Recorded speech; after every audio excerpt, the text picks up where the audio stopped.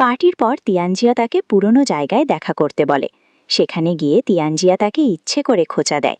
তুমি তো আমাকে নিজের সম্পর্কে কিছুই বলনি, কিন্তু শেষ পর্যন্ত আমি সব জেনে গেছি। তারা আবার রোম্যান্স করে, কিন্তু তাদের রুল ছিল পার্সোনাল লাইফে ইন্টারফেয়ার করবে না। এনজিয়া সেই ডিল চালিয়ে যেতে চায়। পরের দৃশ্যে এনজিয়া ও তার ফ্রেন্ডকে মন্দিরে দেখা যায়। ফ্রেন্ড মজা করে বলে, কাল রাতটা বেশ এন্টারটেইনিং ছিল মনে হয়। এনজিয়া বলে, হ্যাঁ, মোটামুটি। ফ্রেন্ড বলে, তোমার ক্যারিয়ার অন্যভাবে বুস্ট করা উচিত।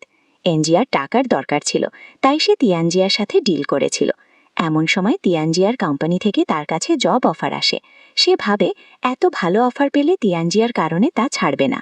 কয়েক মাসের প্রজেক্ট মাত্র, তাই সে অফারটা অ্যাকসেপ্ট করে। তিয়ানজিয়া জানত না যে এনজিয়াকে হায়ার করা হচ্ছে। তার রেজুমে দেখে সে খুশি হয়। এখন এনজিয়া 24/7 তার কোম্পানিতে থাকবে। যদিও সে এখনও রোম্যান্টিকভাবে জড়ায়নি, তবুও সে জেলাস হতে শুরু করে। এনজিয়া কোম্পানিতে জয়েন করে। ম্যানেজার তাকে কাজ বুঝিয়ে দেয়। তিয়ানজিয়া বারবার মেসেজ করে, কিন্তু সে রিপ্লাই দেয় না, কারণ ওয়ার্কিং আওয়ার। তিয়ানজিয়া চিন্তিত হয়।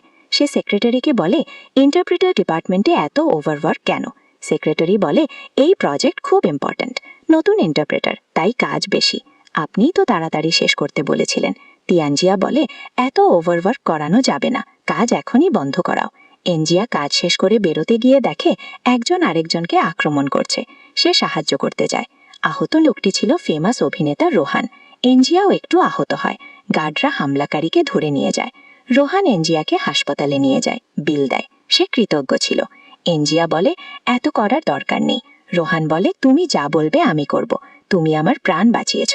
এনজিয়ার মনে পড়ে তার ফ্রেন্ড রোহানের বড় ফ্যান, তাই সে অটোগ্রাফ আর সেলফি চায়। রোহান রাজি হয়। তখনই তিয়ানজিয়া আসে। এনজিয়া জানতে পারে রোহান তার ছোট ভাই।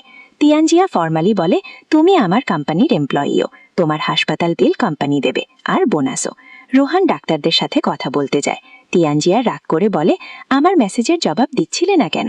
এনজিয়া বলে, ওয়ার্কিং আওয়ার ছিল, আমাদের রুল ভুলে গেছো, দূরে থাকাই ভালো। পরের দিন রোহান কেক পাঠায়। এনজিয়া ভাবে, পাগল, এত দামি কেক।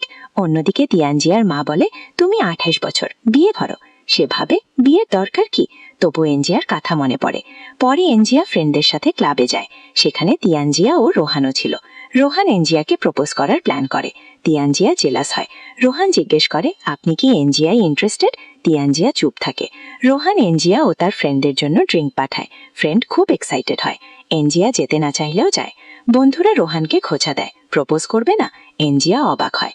তিয়ানজিয়া জেলাস হয়ে বাধা দেয়। এনজিয়া তাকিয়ে ইশারা করে ওভার অ্যাক্ট না করতে।